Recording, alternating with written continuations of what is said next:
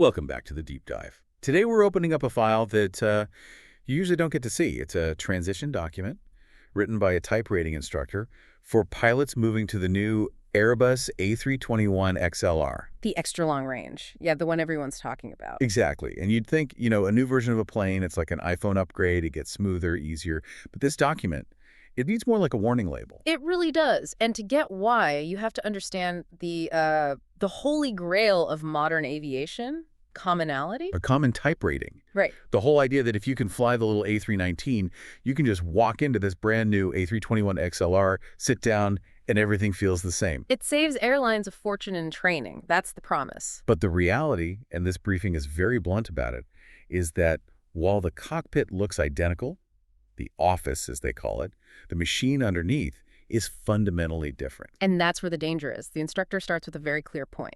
If you assume this is just another Airbus, that is exactly when it will bite you. Just another Airbus.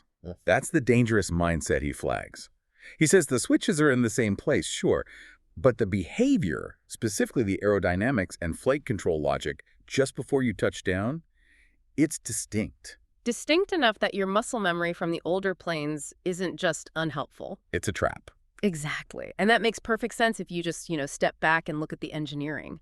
This isn't just a stretched A320 anymore. The XLR is flying transatlantic routes. It's carrying fuel for 10, maybe 11 hours. You can't change the mission that much without changing the physics. So that's our mission today.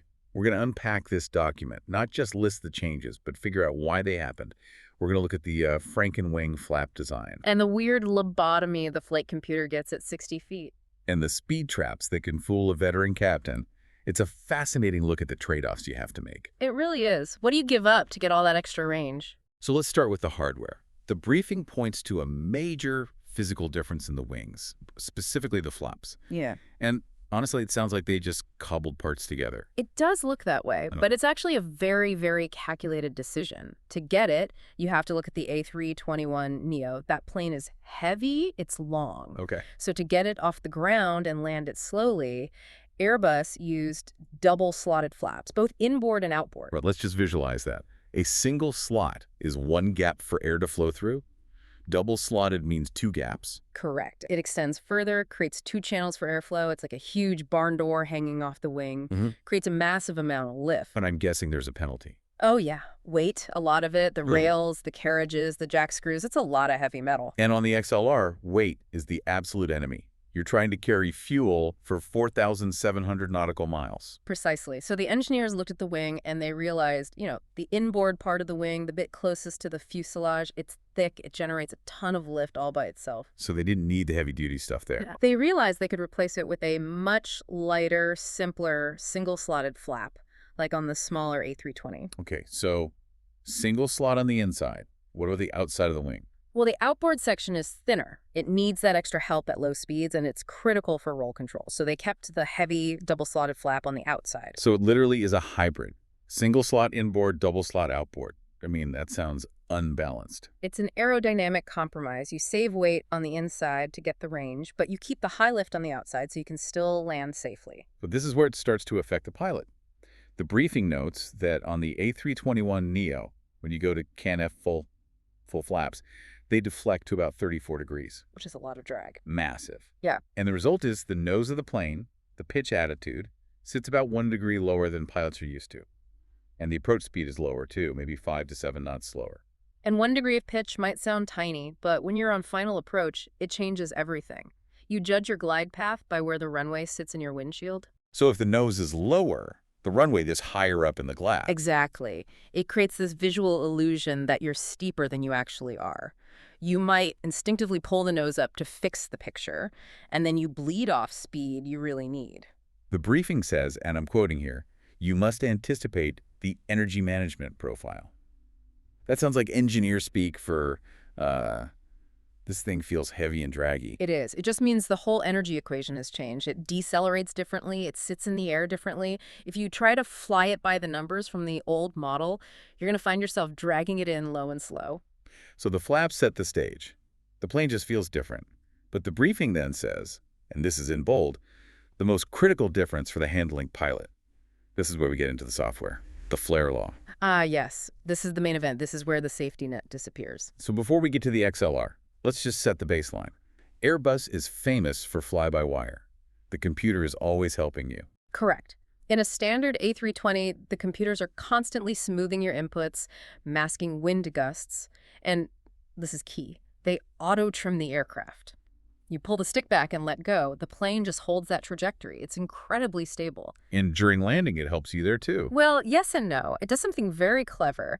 In a standard A320 or A321neo, at 50 feet above the ground, that's on the radio altimeter, the system freezes the auto-trim. And then, over 8 seconds, it gently pushes the nose down by 2 degrees. Wait, it pushes the nose down right before you land? That sounds completely wrong. It's psychology. See, if the computer kept it perfectly stable, the pilot would have no reason to pull back on the stick. They'd just fly it flat into the runway. By introducing that little nose-down push, the computer forces the pilot to pull back, which creates a natural flare. So it's faking the physics to make it feel like a conventional plane. It's guiding you into the maneuver. Exactly. It's a handshake. The computer gives you the cue, and you execute the flare. Okay, now for the A321XLR. The briefing says this logic changes significantly, and frankly, it sounds like the computer just gives up. That's a pretty good way to put it. On the XLR, it all happens earlier. The trimmable horizontal stabilizer, the THS, it freezes at 60-foot RA. 10 feet higher. 10 feet higher, yeah. But here's the kicker. The control law switches to what's called a proportional control law. Okay, break that down for us. What's proportional law? It's very close to what pilots call direct law. It means you're not asking for a rate of change anymore. You are moving the flight surfaces directly. You move the stick 1 inch, the elevator moves a corresponding amount. There's no smoothing, no interpretation. And the briefing puts this in bold letters. There is no auto trim. That is the headline. I want to try an analogy here. If flying a normal A320 is like driving a luxury car with lane keep assist and active suspension, what is the XLR doing at 60 feet? Okay, yeah. It's like you're driving that car at 140 miles per hour, and 60 feet before your exit, the power steering just cuts out, the suspension locks solid, and the lane assist turns off. All at once. Instantly, you go from driving a computer to driving a machine. You are suddenly feeling the raw forces of physics. So at 60 feet, the plane just stops helping you. Why is that so critical? What are the natural forces trying to do to the plane at that point? They're trying to slam the nose into the ground. 2 big things are happening. First, ground effect. As you get close to the runway, air compresses under the wing, and on this airframe, that creates a strong nose-down pitching moment. And the second one? Thrust reduction. The engines are under the wings. When you pull the throttles to idle for landing, you lose that nose-up push from the engines. So the nose just wants to drop. And in the old A320, the computer just auto-trimmed against all of that. It hid it from you. It made it invisible. But in the XLR, with no auto trim, you feel all of it. If you don't physically pull back on that stick to fight those forces, the nose is going to drop like a stone. You have to do the heavy lifting yourself. You have full authority, but you also have full responsibility. The helper has left the building. Which brings us to my favorite part of the briefing, the instructor's corner. These are the actual mistakes pilots are making in the simulator. He calls them traps. And they are classic human factors issues. So, crack number 1, the floater. Now, when I hear floater, I think of a plane that won't come down. But that's not what he means, is it? No, not at all. He's talking about the pilot's mindset. The floater is the pilot who is mentally floating along, waiting for that familiar A320 behavior. So the scenario is, I'm landing the XLR, I'm at 50 feet, my muscle memory is screaming, okay, now the plane is going to gently nudge me into the flare. But the plane is already checked out. The trim froze 10 feet ago. The auto trim is gone. So while you're sitting there waiting for that familiar feeling, ground effect and thrust reduction are pushing the nose down hard. So by being passive, I'm actually letting the plane start a dive. Exactly. And because the nose drops so much faster than you expect, you smack into the runway, a 2G landing. Really firm. Okay, so that's the penalty for being too passive. But then there's trap number 2, the pump. This is the penalty for being too reactive. The pump, it sounds like a bad dance move, but in the cockpit, it's pilot-induced oscillation. That's it. Remember, you're in proportional law now.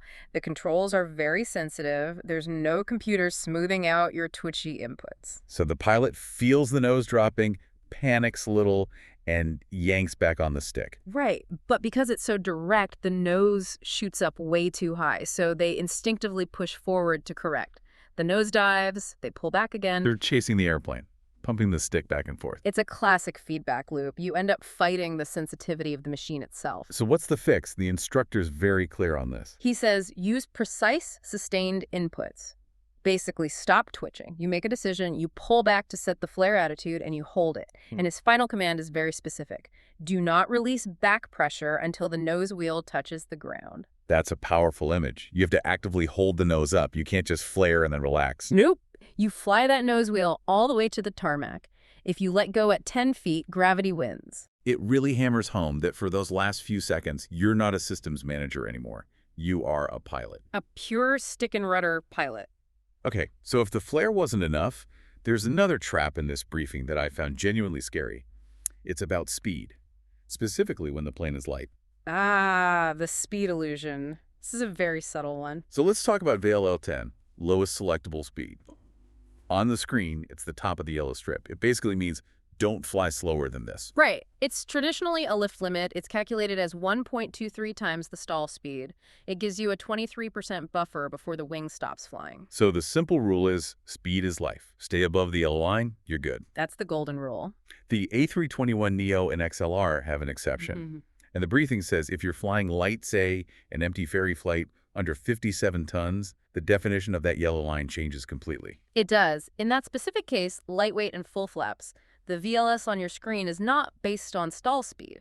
The wing is actually perfectly happy to fly slower. So I have plenty of lift. Tons of it. But the speed is limited by something else. VMCL, minimum control speed landing. VMCL. Okay, so this isn't about falling out of the sky. It's about steering. Specifically, it's about the rudder.